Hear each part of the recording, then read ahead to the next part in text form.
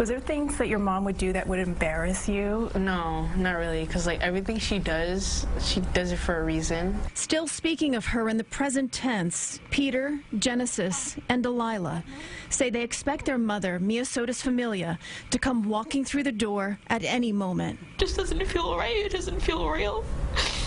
Did you realize the dangers of her job?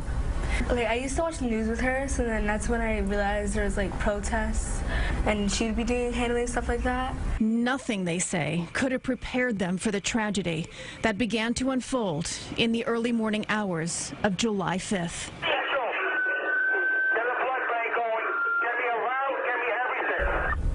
I see a cop telling Genesis that, you know, she was in an accident. I just thought at first, like, you know, it was a car accident. Wanting to know more, Peter went online. I searched it up, and it said how she was in critical condition, and that she was like shot, and I was like, shot? That's crazy. But you know, it says she was in critical condition, so I would think she was fine. Just hours earlier, the family celebrated the 4th of July together. We were with my aunt Mercedes. We went to her house. It was really fun.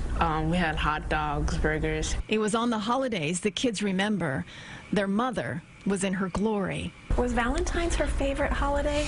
It was. She would go all out. She would go all out for Valentine's Day. It was really nice.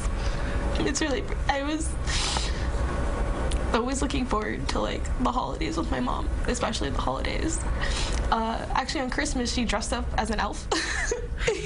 Yeah, in an elf onesie. So she just went overboard. Were your friends intimidated by your mom? I thought it was like cool. They're like, oh, your mom's a cop. My friends thought it was cool. A cop with 12 years under her badge at one of the toughest posts in the city. She knew how to sort of mend that tense relationship, that broken relationship between the police and the rest of the community. And that is what makes what happened to her so hard to accept. She was targeted because she was a police officer. Yeah, my mom was assassinated for wearing a uniform. The person that targeted her didn't even think that she might have had a family or people that she cared about or people that she needed to go home to. Now the children she should have gone home to cling to each other, too afraid to let go. Somebody's life was taken senselessly, and look what it has done.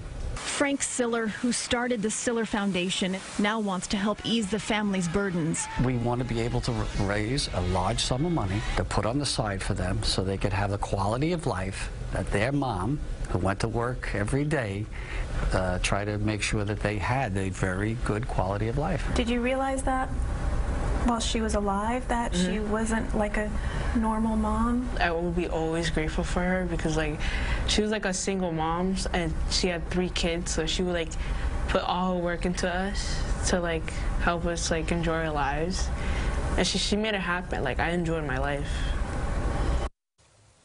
Family still sorting out who will take care of the twins. Genesis says that her mother would have wanted her to go back to college in September so that she could graduate at the end of the year with her peers. To make a donation to the Familia family, please go to WLNYTV.com, where you can find a link to the Siller Foundation.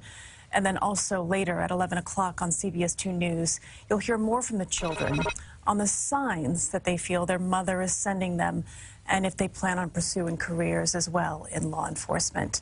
Very eloquent, very smart, well-spoken children.